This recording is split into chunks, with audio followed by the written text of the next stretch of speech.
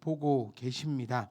베드로 전서는 여러분이 정말 길을 열고 또 귀뿐만이 아니라 열 수 있는 거 모두 다 열어서 이 말씀을 받으셔야 합니다. 저와 여러분이 베드로 전서를 강해하고 또 함께 이 말씀을 이렇게 처음부터 끝까지 나누는 것은 아마 저와 여러분의 인생 가운데 이번이 처음이자 마지막일 것입니다.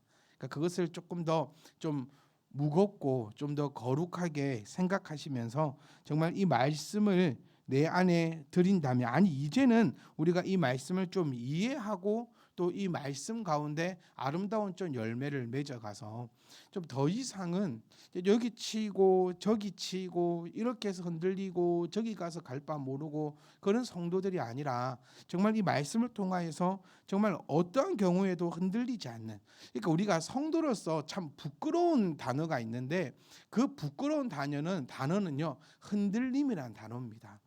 성도는 흔들림이 없어야 성도입니다. 왜 흔들림이 없을까? 하나님을 내가 믿고, 그러니까 이게 참 재밌는 거죠. 믿고 알아가고 더욱더 믿고 확신해서 굳건히 서는 것을 믿음이라고 합니다. 그리고 그 가운데 있는 자들이 받는 것이 세례입니다. 그리고 더욱더 특별한 자들에게 주시는 것이 바로 직분이라는 거지요. 그러니까 이 성도라는 그 단어, 우리가 세례를 받고 난 이후부터 우리는 성도라라고 사실 지칭할 수 있는 거거든요. 그러니까 오늘도 정말 이 세례에 대해서 함께 나눌 것인데 정말 좀 제대로 아셨으면 좋겠어요. 그러니까 우리 성도로서 가장 부끄러운 단어는 흔들림이다라는 것을 기억하셔야 돼요. 내 입으로도 내가 요즘 뭐 예를 들면 우리 정말 자주 하는 얘기했거든. 뭐 믿음이 흔들려, 뭐 신앙이 흔들려, 이런 말은 진짜 좀 부끄러운 얘기입니다.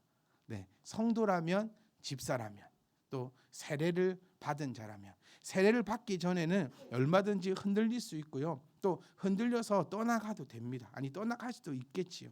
그런데 내가 우리 주 예수 그리스도를 주로 시인하고 또 세례를 받은 이상은 내가 흔들림이 있다라는 것은 정말 부끄럽고 창피하고 정말 이 가치관을 송두리째 뽑아버리는 그런 것이다라는 사실을 우리가 기억하시고, 오히려 흔들린다라는 단어보다는요 저는 이런 단어를 썼으면 좋겠어요. 참 내가 욕심이 많다, 이 단어요. 또 어쩌면 이 단어를 쓸 때 참 내가 하나님을 모른다라는 그런 단어를 오히려, 차라리 이 두 중에서도 내가 너무 욕심이 많아, 이 단어가 오히려 더 맞을 것 같다는 그런 생각을 한번 해봅니다. 그러니까 우리가 지금 이 베드로 전서를 통해서, 그러니까 여러분 이거를 기억하셔야 돼요. 우리가 왜 예배할 수 있느냐? 하나님을 믿으니까 예배할 수 있는 거죠. 세상 사람들은 예배할 수 없습니다. 그리고 성도가 아닌 사람, 제가 늘 말씀드리는 게 베드로 전서를 통해서 우리가 알 수 있는 건 뭐냐면 교회 안에 있다고 해서 구원이 있는 것은 아니라는 거예요.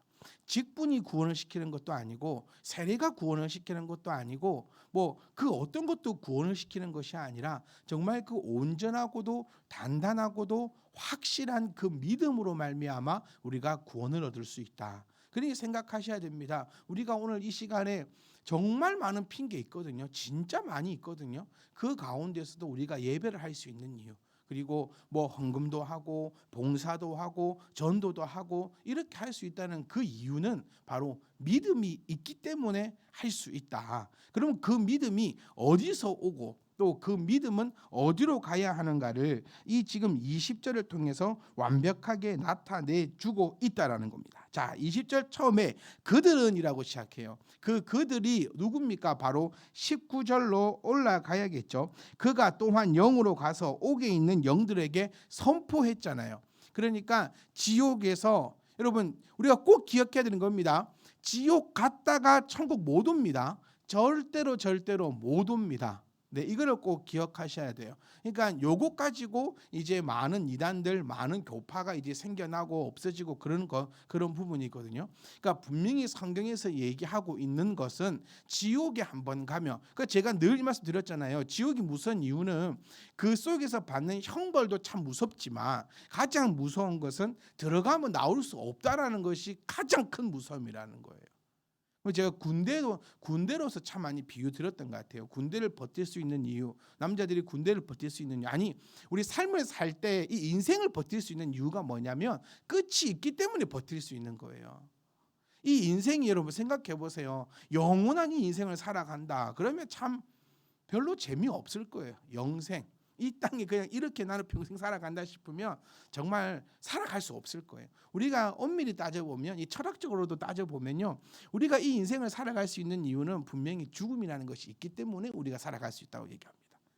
그러면 왜 천국과 지옥을 얘기하면서 왜 그렇게 지옥을 고통스럽다라고 얘기할까? 그 지옥은 끝이 없기 때문이라는 거예요. 주님께서는 그 지옥에 내려가서 지옥에 있는 자들을 구원시키시는 것이 아니라 그 지옥에 있는 자들에게 다시금 주님이 누구이신지를 선포했는데, 그 지옥에 들어가 있는 자들이 누구냐라고 했을 때 그들은 전에 이제 노아의 얘기가 나오는 거죠. 그러니까 실질적으로 그러면 지금 주님께서는 노아의 시대에 있던 사람들을 지옥에서 만나고 왔느냐, 이제 이렇게 우리가 1차원적으로 생각할 수 있는데, 그 1차원적인 것의 이야기가 아니고 1세기 때, 지금 우리 이 성경은 1세기 때 쓰여진 겁니다, 여러분. 베드로 전서는 그렇죠. 1세기 때는 이 묵시록이라고 부르죠. 묵시록. 참 오랜만에 듣는 단어고 이제 그러실 건데, 이 묵시록의 그 예를 들 때, 묵시 문학의 예를 들 때 항상 노아의 방주를 이야기를 많이 했습니다. 그렇기 때문에 실질적으로 노아의 방주 시절에 그때 물에 빠져 죽은 사람들을 만나고 왔느냐라는 것이 아니고, 이 노아의 방주를 예를 들면서 묵시문항으로서 주님께서는 구원받지 못한 자들을 만나고 왔음을 다시 한번 더 밝혀주고 있으면서, 주님의 그 부활하심의 그 선포가 어디까지 닿았다? 지옥까지 닿았다. 즉 이 말은 뭐냐면, 육적인 것은 물론이고 영적인 것은 물론이고 하여튼간에 그냥 모든 곳에 주님의 그 부활하심과 죽음의 그 승리하심이 온 곳곳에 하나도 안 비친 곳이 없이, 음력이 없이 모든 곳에 비춰졌다. 그곳이 어딜지라도 지옥일지라도 거기까지 주님의 그 부활하심이 선포되었으니 주님의 그 능력은 크다. 여러분, 이 능력을 알아야지 우리가 지금 주일 오전 예배 함께 나누고 있는 마태복음까지 이어진다라는 거예요. 그러니까 이거를 또 우리가 그러니까 그래서 말씀은 하나다. 그러니까 제가 올해는 여러분들과 함께 나누고 싶은 것이 통체적인 말씀이라 했잖아요. 이 성경 통을 보고 싶어요. 그러니까 제가 정말 농담을 하는 얘기가 아니라 저는 진짜 2022년이 마지막이라는 생각으로 합니다, 여러분. 그러니까 어느 때보다도 더 길을 열어주시고, 혹 제가 없어지더라도 여러분들이 이 말씀을 기억하시면서 이 통째로 보는 그 성경의 눈을 가지고 계셔야지만 이 하나님의 말씀을 바로 이해할 수 있고, 하나님의 말씀을 바로 이해해야지 여러분 어떻게 된다 했죠? 신앙이 재밌다고요. 신앙생활이 재미없는 이유는 하나님의 말씀을 모르니까 재미없어요. 어떤 것이든지 간에 모르면 재미 하나도 없습니다. 제가 올림픽 예를 들면서 말씀드렸었잖아요. 재미가 없는 것은 모르면 재미가 없고 알면은 재밌어요. 이거를 꼭 기억해야 돼요. 그러면 처음부터 태어날 때부터 누가 알고 있냐라는 거예요. 아무도 없어요. 알기 위해서는 사소한 스포츠 하나라도 알려면 룰을 봐야 되고 공부해야 되고 익혀야 되는 것처럼, 이 하나님의 말씀도 내가 익히면, 내가 알면, 이 뜻을 내가 깨닫고 나면 신앙생활만큼 재밌는 것이 없고, 이 신앙생활 하기 위해서 살아간다라니까요. 제가 예전에는요, 몇 년 전에는 인설교를 했습니다. 신앙생활은 취미생활이 아니다고. 기억하시는지 모르겠어요. 그런데 저는 바뀌어버렸어요. 취미생활만큼이라도 신앙생활을 하자고. 네. 사람들이 퇴근하는 이유를 그러더라고요. 요즘에 제 주변에 참 이거 벽 타는 거 참 많이 하더라고요. 클라이밍. 네. 클라이밍 하려고 직장 간대요. 그 퇴근 시간만을 취미에 미친 사람들은 이렇더라고요. 그거 하려고 오늘 하루 버티고, 그거 하려고 왜 직장을 그만두지 않습니까? 물어보면 그거 하려면 직장을 그만두면 돈이 없으니 이걸 못 한다라는 거예요. 그 정도. 그러니까 신앙생활이 취미생활, 진짜 이제는 취미생활만큼만 되면 좋겠어요. 그러니까 신앙생활은 재밌는 겁니다. 그래서 내가 살아가는 이유, 내가 오늘 직장을 가는 이유, 내가 오늘 하루도 버틸 수 있는 이유는 바로 이 예배할 수 있고, 이 신앙생활 할 수 있고, 하나님의 그 뜻을 알아가는 그 재미 때문에 내가 살아가는 것이 바로 성도라고 얘기하는 겁니다. 제가 어느 날 예전에 우리 다은 간사님한테 다 물은 적이 있어요. 좀 칭찬도 한번 해야 되겠어요. 맨날 깠으니까. 너 왜 돈 버니? 라고 했더니 이 친구가 뭐라 했냐면 헌금하려고 돈 번대요. 이게 진짜인지 가짜인지 모르겠지만 지금도 그 마음이 변함없는지 모르겠지만 정말 저는 큰 은혜를 받았던 얘기예요. 여러분들은 왜 건강 달라고 기도합니까? 이게 중요한 거예요. 왜 돈 법니까? 건강 달라는 이유가요. 하나님의 사역을 감당할 수 있도록 건강 달라고 기도하셨으면 좋겠어요. 하나님 나 왜 돈 벌어야 됩니까? 나 헌금하려고 돈 벌면 좋겠어요. 하나님께 드릴 수 있도록 나 돈 그러면 이게 성도입니다. 취미생활 하려고 직장 다닙니다라고 하는 것보다 내가 하나님께 드리기 위해서 돈 법니다라는 것이 훨씬 더 아름답고 더 멋진 신앙이 아닐까. 이게 신앙인이다라는 사실을 우리가 꼭 기억하셔야 돼요. 그러니까 신앙생활이 내가 재미가 있느냐 재미가 없느냐를 먼저 나는 늘 이거 파악하셔야 됩니다. 그러니까 재미가 없다면 왜 재미가 없을까? 답 드렸죠. 모르니까 재미가 없는 거예요. 모르면 재미가 없어요. 예전에는 재미있었는데 요즘에는 재미가 없다. 그럼 이제 실력이 운동을 생각해 보세요. 실력이 딱 거기까지면 거기밖에 재미가 없는 거예요. 근데 거기서 내가 더 노력을 하고 더 익혀지고 하면 또 다른 세상이 뽕 떠있는 것처럼 신앙도 뭐가 필요하다? 노력이 필요하고 신앙도 알미 필요하다. 그러니까 우리는 너무 신앙생활을 그냥 물 흐르듯이 가는 거야. 저는 절대로 우리 참빛님만 교회 성도님들은 그렇지 않기를 원합니다. 오늘이 마지막인 것처럼 생각한다면 오늘이 얼마나 그가겠어요. 우크라이나 사태를 보면서 그 생각합니다. 오늘 우리가 전쟁이 났다면 우리도 정말 전쟁이 안전한 나라는 아니잖아요. 전쟁이 나서 내일이 어떻게 될지 모를 때 우리는 오늘 이 드리는 예배가 얼마나 간절하고 얼마나 귀할까 이 생각을 해보면서 우리가 이렇게 말씀을 나눌 수 있다는 것에 대해서 감사하고 또 익혀갈 수 있다는 것에 우리가 감사할 수 있는 저와 여러분이 되시면서 그러니까 그 얘기했군요. 그러니까 이 지금 이 능력 주님의 능력이 어디까지고 얼마만큼인 줄 알아야 마태복음에 나왔던 내 능력이 너희에게 있고 내가 너희와 세상 끝날까지 함께하리라라고 했던 그 은혜가 얼마만큼 큰지 이제 깨닫게 된다니까요. 그러니까 이런 거예요. 저는 그래도 말씀을 뭐 얼마만큼 아느냐 했을 때 비슷하겠지만 그래도 이렇게 이 말씀을 알고 하나님의 능력과 주님의 그 능력과 주님의 그 말씀의 그 퍼져나감을 아니까 내가 세상 끝날까지 너희와 함께하리라 이 말씀이 너무 감사해요. 이것 때문에 진짜 살아갈 수 있는 거거든요. 근데 과연 여러분들은 내가 세상 끝날까지 너희와 함께하리라 그 말씀의 은혜가 저는 저만큼 왔으면 좋겠다는 거예요. 제가 2022년 소원하는 거 내가 보는 것만큼 우리 성도님들도 하나님을 보는 거. 목회의 목적은 그건 것 같아요. 진짜로. 저를 뛰어넘지 마세요. 옛날에는 저를 뛰어넘는 성도가 되었으면 좋겠어 하는데 이제는 바뀌었어요. 그냥 저를 뛰어넘지는 말고 그냥 제가 보는 하나님, 제가 보는 그 세상을 여러분들과 함께 공유할 수 있고 나눌 수 있고 같이 볼 수 있다면 그것만큼 성공한 목회는 없다라고 저는 그렇게 얘기하고 싶어요.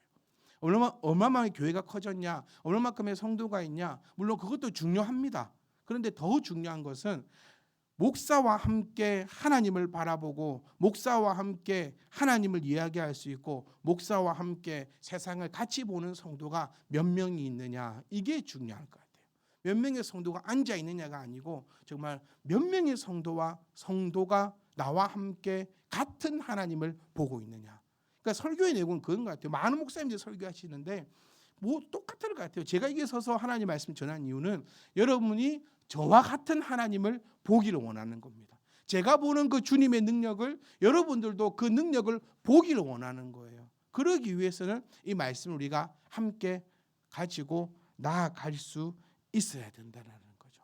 그러니까 주님의 그 능력은 어디까지든 그러니까 한계가 없다라는 거예요. 지옥까지 갔다라는 그 의미를 생각하시면 어떤 것도 한계가 없고 부족함이 없고 미치지 않는 곳이 없다라는 것을 우리가 기억을 꼭 하셔야 합니다. 노아의 홍수는 종말에 오는 심판의 예표로요 종종 사용되어져 왔습니다. 마태복음에서도 사용되고 있고 베드로 전서에서도 베드로 후서에서도 사용되는. 그러니까 노아의 홍수 이야기는 베드로가 갑작스럽게 가지고 들어온 것이 아니고 이 1세기 그리고 사실 지금까지도 노아의 홍수의 그 의미에 대해서는 우리가 여러 가지 이야기하고 있는데 우리가 노아의 홍수에 대한 이야기와 의미를 여러 번 설교를 들으셨어요. 그리고 아이들에게도 가르쳤고 가르칠 겁니다. 그게 어디서 나오느냐 하면은 바로 이 베드로 전서에서 나오고 있다는 사실을 우리가 기억하셔야 돼요. 자, 홍수는요 이렇게 나타냅니다. 홍수 가운데 방주에 들어간 자들은 우리는 이미 다 알고 있잖아요. 방주에 들어간 자들은 하나님의 특별한 도우심으로 보존된 의의 상징이라고 히브리서에서 나타내고 있습니다. 반면에 홍수에 멸망당한 자들은 하나님을 거역하고 불순종하는 성도로 그려지고 있어요. 그러니까 여기서 재밌는 게 어떤 사실을 발견하셔야 되냐면, 좀 빠르나? 네. 빠르면 막 사인을 보내요. 앞에서 사인도 보내고 하고 혼도 많이 나고 그래요. 주일날 같은 경우는 목사님 뭐 빨랐다 어쩌다. 숨 쉬고 저는 욕심이 많아요. 정해진 시간에서 자 해야 돼가지고. 그러니까 보세요. 똑같은 물이에요. 똑같은 물. 똑같은 물인데 누군가에게는 생명의 물이 되었고요. 누군가에게는 죽음의 물이 되었어요. 이걸 어떻게 설명하냐면요. 이렇게 설명드리고 싶어요. 물이 빡 왔지 않습니까? 물이 올 때 이 물이 방주를 떠올리게 받쳐준 거죠. 물이 방주를 받쳐줬습니다. 그래서 방주는 어디에 있을 수 있었죠? 공중에 있을 수 있었어요. 그러니까 이 물은 방주에 탄 사람들에게는 이 물은 자기를 살려주는 물이었어요. 밀어 올려가지고 붕 뛰게 해줬으니까. 그런데 방주 밖에 있는 사람들에게 이 물은 죽음의 물이었다라는 거죠. 그러니까 이거를 또 우리 믿음하고도 한번 또 접목시켜 볼 수 있겠죠. 누군가에게는 이 믿음이, 그러니까 우리들에게는 이 하나님을 아는 이 믿음이 우리를 살려주는 것이 되겠지만, 누군가에게는 이 믿음이 없음이 죽이는 믿음이 된다는 거죠. 예배도 마찬가지입니다. 누군가에게는 생명을 전해주고 기쁨의 예배겠지만, 누군가에게는 미치고 환장하는 그런 예배가 될 수밖에 없다는 사실이에요. 그러니까 아무것도 변한 게 없는데 똑같은 상황과 똑같은 환경과 똑같은 처지에서 내가 어디에 있느냐, 어디에 위치하고 있느냐에 따라서 완전히 바뀌어져 버리는 것을 우리가 기억하셔야 됩니다. 그리고 방주가 또 의미하는 바는 예비할 동안, 방주를 몇 년 동안 지었죠? 네? 100년이죠. 100년. 네. 100년에서, 그러니까 이것도 정확하게 100년 이렇게 말하기는 참 힘들어요. 그러니까 우리가 어린 시절에 노아의 방주에 대해서 얘기할 때는 100년 이렇게 했는데, 그러니까 정확하게 따져보면 한 100년에서 한 120년? 그래서 그냥 퉁 쳐가지고 100년 이렇게 얘기합니다. 주님의 사역이 몇 년이었죠? 3년 반이라고 우리는 그렇게 알고 가르칩니다. 근데 이뭐 정확하나 막 이렇게 하면은 또 뭐 이걸 뭐 안 세봐가지고 정확하게 또 할 수는 없는. 그래서 약 노아의 방주를 100년. 이 100년이라는 세월은요, 가히 상상할 수 없는 세월입니다. 그렇죠? 우리 인생을.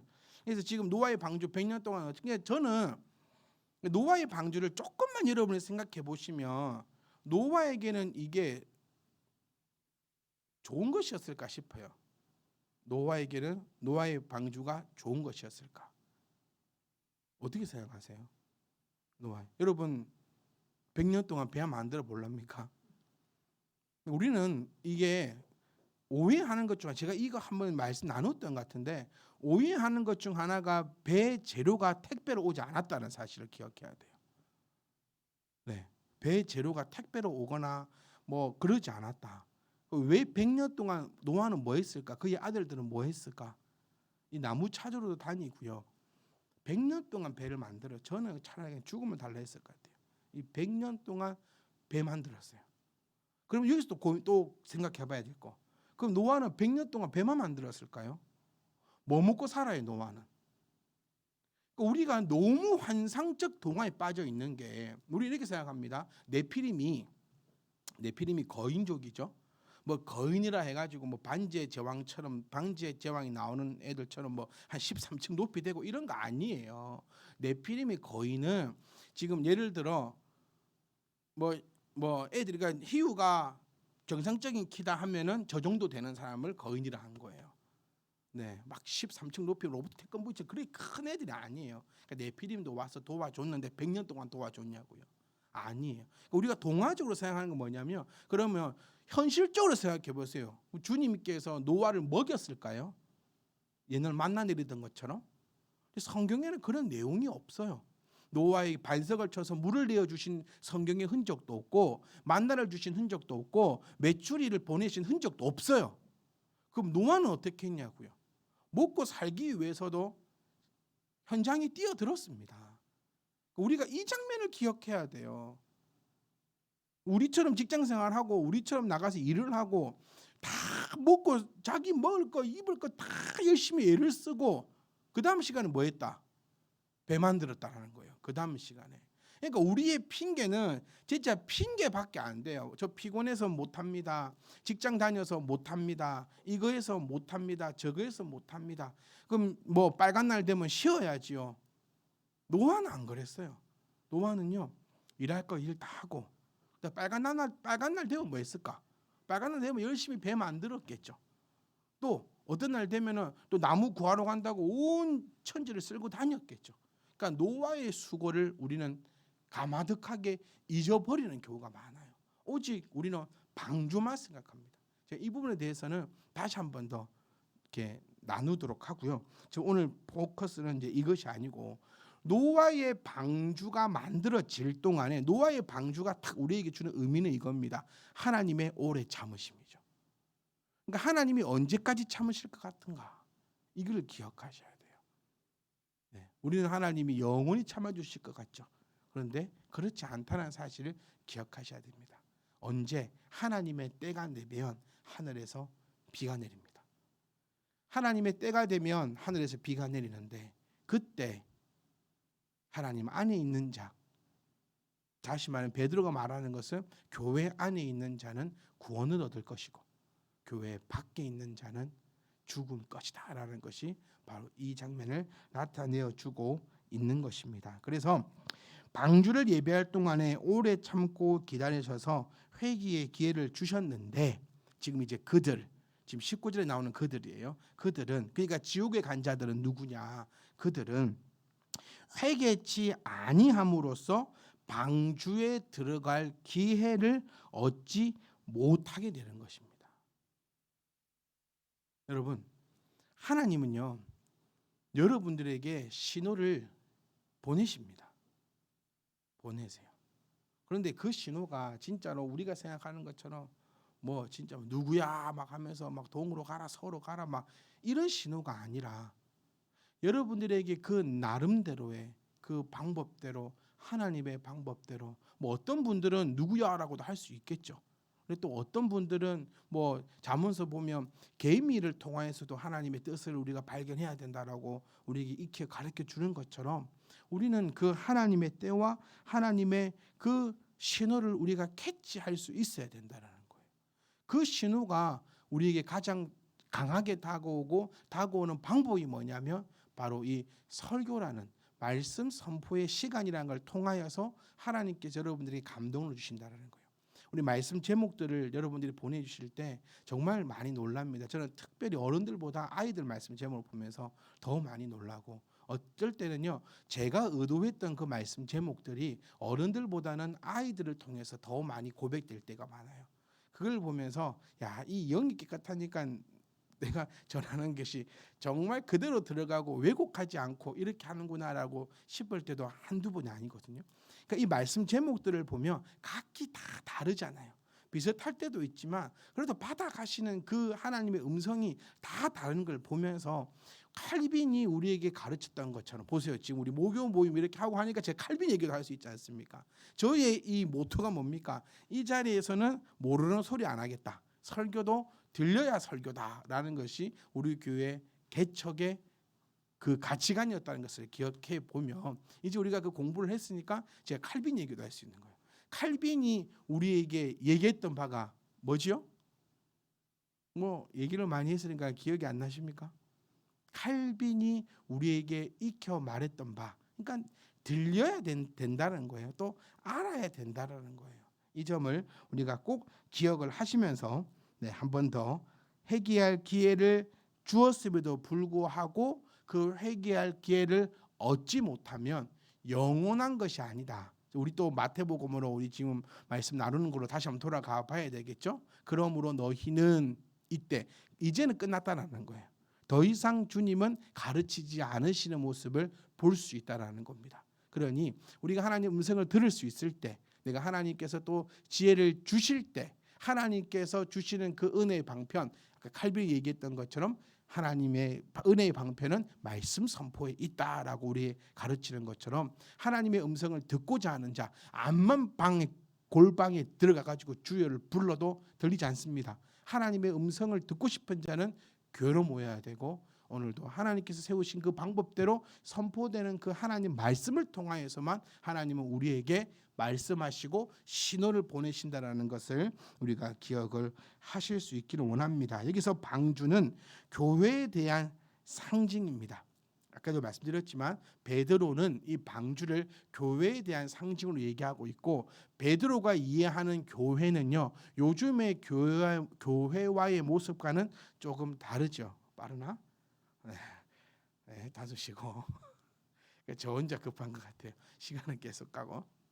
자, 베드로 시대가 말했던 교회, 그러니까 베드로가 어쩌면 지금 이 땅에 내려온다면 교회를 보고 기절할 수도 있어요. 내가, 그러니까 교회를 누구 위해 세웠죠?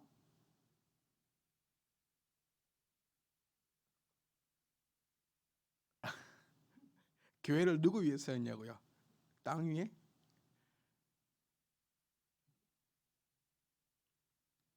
네 말해봐. 여러분 이러면 안 돼요. 교회를 누구 위해 세웠죠? 지금 베드로 하고 있으니까. 여러분 교회는요, 베드로, 바울, 모세, 예수님, 하나님 중에 얘기하면 거의 답 나옵니다. 내가 반석 위에 교회를 세우리니, 그 반석이 누굽니까? 베드로다라고 주님께서 얼마나, 그러니까 내가 너를 위해 하겠다. 그러니까 베드로가 딱 이렇게 자기의 목숨을 바쳐 세웠던, 그러니까 교회를 방주다라고 얘기할 수 있는 정도의 자신감 있는 우리 교회가 되었으면 좋겠어요. 우리 교회는 방주다 막 이렇게 어디가 자신 있게 얘기할 수 있는. 그러니까 베드로 이 땅에 와서 지금 현재 교회를 보면 참 뭐라 할까라는 생각을 많이 하면서 정신을 바닥바닥 차리게 됩니다, 여러분. 그러니까 지금 얘기하는 교회가 곧 방주고, 방주는 교회를 의미한다라고 했을 때, 지금 우리가 교회하면 떠오르는 그런 이미지의 교회는 아닙니다.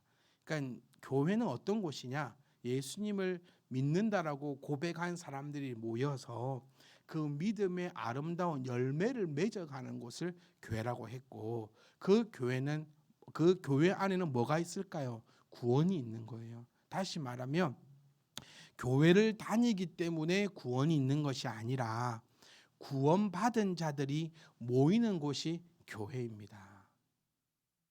이런 걸 하라고 이제 적으라고요. 자, 다시 한번 해볼까요? 교회를 다녀서 구원이 있는 게 아니에요. 구원을 받은 자들이 모여 있는 곳이 어디라고요? 교회라고요. 그러니까 이 교회는 뭐가 됩니까? 방주가 되는 거예요. 이제 마칠게요. 그러니까 제발 눈 좀 똑바로 뜨시고, 앞에 거 다 잊어먹고 돌아가시더라도 이것만 기억하고, 이거는 꼭 기억하셔야 돼요. 이것만. 그러니까 왜 방주가 교회고 교회가 방주가 되느냐? 교회를 다닌다고 해서 구원을 받는 게 아니고, 구원을 받은 자들이 교회로 오는 거죠. 그러니까 이 교회 안에는 뭐만 있다? 구원만 있다는 거예요.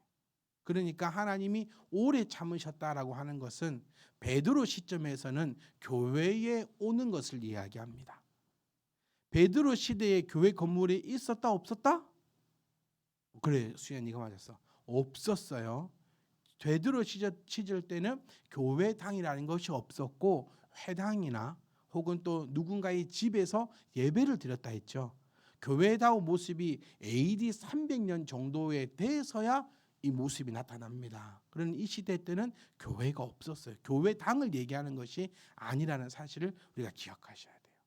그러니까 결론을 지어보면 하나님께서는 우리에게 기회를 오래 주셨다. 하나님의 그 참으심이 끝이 있고 끝이 났다라는 거예요.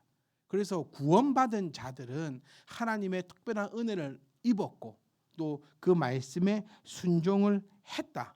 하지만 구원받지 못한 자들은 왜 구원받지 못했느냐, 이 재밌는 풀이가 있는데 오늘은 마쳐야 될 것 같은데 요것만 하고 마칠게요. 왜 구원받지 못했느냐? 그들은 방주의 그 조건을 몰랐느냐? 우리가 뭐 유초동 부족 설교할 때는 뭐 방주 지으니까 야 노아야 뭐 산에서 뭐 방주를 짓냐 막 이렇게 우리가 어릴 때는 그렇게 설교 들었거든요. 그런데 더 정확하게 우리가 해석을 해보면 이렇게 됩니다. 그들은 하나님께서 내리시는 비가 오늘 올 줄 몰랐던 거예요. 이건 명언입니다. 이거 여러분. 비가 오늘 올 줄 몰랐어요. 어저께도 안 왔기 때문에 오늘도 안 올 줄 알았어요. 그래서 내일 들어가려는 거죠. 와, 집에 가서 곰곰이 누워 생각해 보십시오. 네, 이거는 진짜입니다, 여러분. 제가 이런 말을 하다니 놀랍습니다. 마실까요? 참수를 꼭 기억해 보세요. 방주의 그 존재를 부인하지 않았어요. 그때 그 사람들은. 그런데 그들은 비가 오늘 올 줄 몰랐어요. 어제도 안 왔기 때문에 오늘도 안 올 줄 알았고, 그래서 내일쯤 할라 했어요. 우리 항상 제가 뭐 물어보면 할라 했다 그래요. 왜 그 말씀 그 요약 안 합니까? 지금 할라 했다고. 왜 기도 안 합니까? 할라 했어요. 왜 전도 안 합니까? 딱 내일부터 할라 했는데 목사님 딱 오늘 전화 오셨다고. 이 얘기 진짜 많이 하세요. 다들 뜨끔뜨끔하시죠? 할라 했다고. 네, 그겁니다. 노아 시대대로 방주에 들어갈라 했어요. 언제? 내일. 근데 비는 언제 왔죠? 오늘이요.